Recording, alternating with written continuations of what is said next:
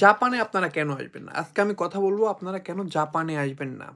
তার আগে আমি কথা বলে নিই, বাংলাদেশে আপনারা কেন থাকবেন না? বাংলাদেশে কি থাকার মতো পরিস্থিতি আছে কিনা? বাংলাদেশে আপনি ২০২৪ সালের হিসাব যদি দেখেন তাহলে ধর্ষণের মামলা বা ধর্ষিত হয়েছে প্রায় ৪,০০০ বা ৪,৫০০ মতো। এর মধ্যে শিশু ছিল প্রায় ৩০৬টির মতো। ২০২৫ সালে যদি একটু কমছে, কমার পরেও এটা প্রায় ২,০০০ থেকে ২৫০০-র মধ্যে আছে। এর মধ্যে শিশু ধর্ষণের সংখ্যাও প্রায় মোটামুটি ২০০ থেকে ৩০০ জন। এরপর খুন হয়েছে ২০২৪ সালে প্রায় ৩৬০০ জনের মতো। আরও কত গুম খুন হয়েছে সেটা আমরা জানি না, জাস্ট মামলা হয়েছে খুনের প্রায় ৩৬০০-র মতো। এরপর ২০২৫ সাল আমাদের বাংলাদেশের সবচেয়ে যার যোগ্যতা সম্পন্ন লোক ডক্টর ইউনূস, তার শাসন আমলেও মোটামুটি ২৬০০-র মতো খুনের মামলা দায়ের হয়েছে। এরপর আসি বাংলাদেশে মোট বেকারের সংখ্যা কত। বাংলাদেশের শিক্ষিত যুবশক্তি হচ্ছে মোটামুটি এখন ২৬ মিলিয়নের মতো। বর্তমান হিসাব অনুযায়ী বাংলাদেশে ২৬ মিলিয়ন শিক্ষিত লোক আছে। এর মধ্যে প্রায় ২৭ থেকে ৩০% মতো বেকার। মোটামুটি সেই হিসাবে প্রায় ২ মিলিয়ন থেকে ৩ মিলিয়ন লোক বাংলাদেশে শিক্ষিত বেকার আছে, যারা গ্র্যাজুয়েশন কমপ্লিট করে বসে আছে, তাদের কোনো চাকরি নাই বা কোনো কর্মসংস্থান এখনো হয় নাই। এছাড়াও প্রতি বছর গ্র্যাজুয়েশন কমপ্লিট করে বাইর হয় প্রায় ১ মিলিয়ন শিক্ষার্থী, ১০ লাখ। এর মধ্যে আমাদের জবের যে ক্যাপাসিটি সেখানে থাকে অনলি ৩ থেকে ৪ লাখ। বাকি ৬ লক্ষ লোক প্রতি বছরই জবহীনতায় ভুগবে। এ ধরনেরই আমাদের বাংলাদেশের ইকোনমিক্স বা জব সেক্টরের ক্যাপাসিটি। এখন দেখেন, আপনার বাংলাদেশে আপনি খুবই পড়াশোনা করবেন খুব ভালোভাবে, ক্লাস 1 থেকে শুরু করে গ্র্যাজুয়েশন বা মাস্টার্স পর্যন্ত। এরপর আপনি কি করবেন? আপনার কি নিরাপত্তা আছে বাংলাদেশে? কিছুদিন আগে একটা মজার কথা বলি, একটা আর্মির মেজরের ওয়াইফ আমাকে নক করে বলছে যে ওনারা হচ্ছে জাপানে সেটেল হতে চায়, সেক্ষেত্রে পরামর্শ চাচ্ছিল যে কিভাবে কি করলে জাপানে আসতে পারবে। কেন? আমি জিজ্ঞেস করলাম কেন, আপনারা তো খুব ভালো পজিশন আছে বাংলাদেশে। তো বলে যে তাদের নিরাপত্তার অভাব, নিরাপত্তাহীনতায় ভুগতেছে। তো দেখেন, একটা আর্মির মেজরের ফ্যামিলি যদি বাংলাদেশে নিরাপদ না থাকে, আপনারা কিভাবে নিরাপদ থাকবেন? আজকে এর দিন পর, কালকের দিন পর আপনার ফ্যামিলি কেউ দূষিত হবে না, কেউ মার্ডার হবে না, কেউ খুন হবে না, এটা কে, এই দায়ভার কে নিবে? বাংলাদেশের পরিস্থিতি এইরকমই। আবার যদি ধরে নেন আপনি খুনও হননি, ধর্ষিত হননি, কিছুই না, আপনি যে জব পাবেন, আপনি যে ফ্যামিলিকে সাপোর্ট দেওয়ার মতো আপনি অ্যাবিলিটি অ্যাচিভ করবেন, এটার মানে আপনি কিভাবে আমাকে বোঝাবেন যে এটা কিভাবে সম্ভব? এটা ১০০% কি আপনি আমাকে গ্যারান্টি দিতে পারবেন যে এটা সম্ভব? আমার তো সাধারণ দৃষ্টিতে মনে হয় যে এটা কখনোই সম্ভব না। তাহলে যেহেতু বাংলাদেশে থাকার পরিস্থিতি নাই বর্তমানে, সত্য কথা বলতে বাংলাদেশে এখন যে অরাজক পরিস্থিতি, এখানে থাকার কোনো পরিবেশ নাই, তো কি করবেন? আমার মতে আপনি যদি দেশপ্রেমিক হন তাহলে সবসময় দোয়া করেন যেন একটা গজব পড়ুক বাংলাদেশে, এক গজবে সব ধ্বংস হয়ে যায়, তারপরে আমরা যে সুন্দরভাবে আবার বাংলাদেশটাকে গড়তে পারি।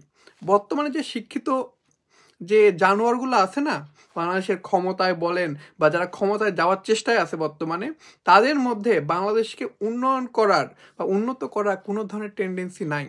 যেই আসবে না কেন আগের ধারাবাহিকতা বজায় থাকবে।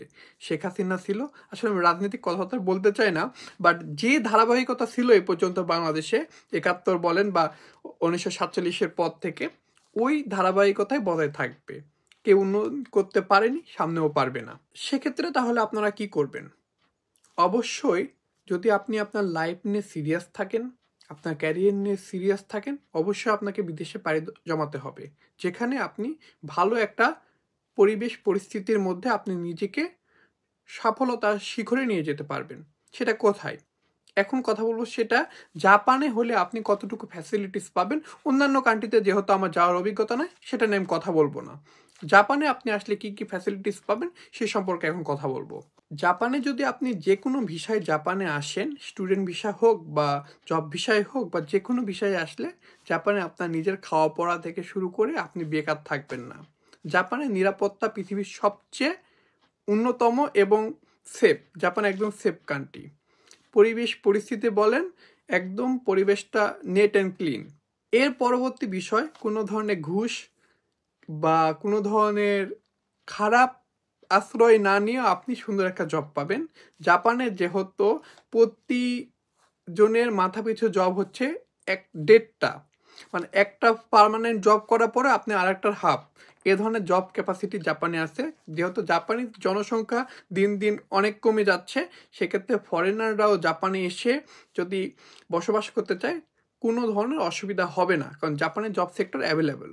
এর পরবর্তী যে বিষয়টা, সেটা হচ্ছে জাপানে এসে আপনি আপনার লেভেল অনুযায়ী যে কোনো একটা জব পাবেন। যদি আপনার লেভেল একদম নিচে থাকে তারপরে আপনি জব পাবেন। আপনার লেভেল যদি খুব ভালো হয় তাহলে আপনি সেই অনুযায়ী খুব ভালো একটা জব পাবেন। জাপানে জব পাওয়ার জন্য অবশ্যই আপনাকে ইউনিভার্সিটিতে যেতে হবে না। জাপানে জব পাওয়ার জন্য জাস্ট আপনি জাপানিজ ল্যাঙ্গুয়েজ করার পর আপনি যে কোনো একটা জবে ঢুকে যেতে পারবেন। বিভিন্ন ধরনের জব আছে, আপনার লেভেল অনুযায়ী আপনি যদি ভালো জব করতে চান অবশ্যই আপনাকে ইউনিভার্সিটিতে পড়তে হবে, তারপরে মাস্টার্স করতে হবে, তারপর আপনি একটা ভালো জবের জন্য অপরচুনিটি পাবেন। বাট আপনার যদি যোগ্যতা একদমই না থাকে, জাপানিজ ল্যাঙ্গুয়েজ পারেন, তারপরে আপনি জব পাবেন। অনেক ক্ষেত্রে জাপানিজ ল্যাঙ্গুয়েজ না পারলেও কিন্তু আপনি জব পাবেন, কারণ জাপানে জব অ্যাভেলেবল, লোক সংখ্যা অনেক কম, সেক্ষেত্রে সবসময় জব পাওয়া যায়। যেহেতু জাপান সরকার কর্তৃক জাপানের স্যালারিটা নির্ধারিত আছে, সেক্ষেত্রে আপনাকে কেউ জুলুম করতে পারবে না।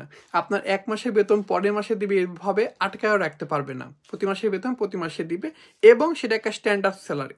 জাপানের সর্বনিম্ন স্যালারি মোটামুটি বাংলাদেশি টাকায় 1.5 লাখ থেকে 1,80,000 মতো সর্বনিম্ন স্যালারি, যে টাকা দিয়ে আপনি নিজের ভরণ পোষণ, ফ্যামিলি ভরণ পোষণ করা সম্ভব। এমনকি জাপানে বসবাস করার পরেও ফ্যামিলিতে সাপোর্ট দেওয়া সম্ভব। এরপর বলবো, স্টুডেন্ট ভিসায় যদি আপনি আসেন, সেক্ষেত্রে আপনি কি জবহীনতায় ভুগবেন?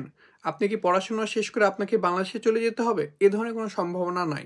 আপনি জাপানে যদি স্টুডেন্ট ভিসা বা ল্যাঙ্গুয়েজ ভিসায় আসেন, তাহলে ল্যাঙ্গুয়েজ গাক্ষ্য শেষ করার পরে আপনি ইউনিভার্সিটি বলেন বা সেনমুন বা ডিপ্লোমা পড়েন, আপনি যে কোনো একটা জব পাবেন। এরপরে আপনার ফ্যামিলি নিয়ে আসারও জাপানে সুযোগ সুবিধা থাকবে। অ্যাট লাস্ট, আপনারা জাপানে কেন আসবেন না? এর কয়েকটা কারণ বলবো। এর মধ্যে যদি আপনি পড়েন তাহলে আপনার জাপানে আসা হবে না বা জাপানে আসা উচিত না। এর মধ্যে একটা, যদি আপনার মানসিক সমস্যা থাকে তাহলে জাপান আপনার জন্য না। যদি আপনার বিবেক না থাকে, আবেগ অনেক থাকে, তাহলে আপনার জন্য জাপান না। এরপর আপনার বাবা মার যদি অঢেল সম্পত্তি থাকে, যে বাংলাদেশে আপনি নিরাপদ, প্রচুর সয় সম্পত্তি আছে, আপনি সিকিউরিটি গার্ড রেখে চলতে পারতেছেন, তাহলে আপনার জাপান আসার দরকার নাই। এছাড়া আমার আর কোনো রিজনেবল কারণ মনে হয় না যে জাপানে না আসার। আর যারা বলে, কেন বলে আমি নিজেও জানি না। আশা করি বুঝতে পেরেছেন। ধন্যবাদ।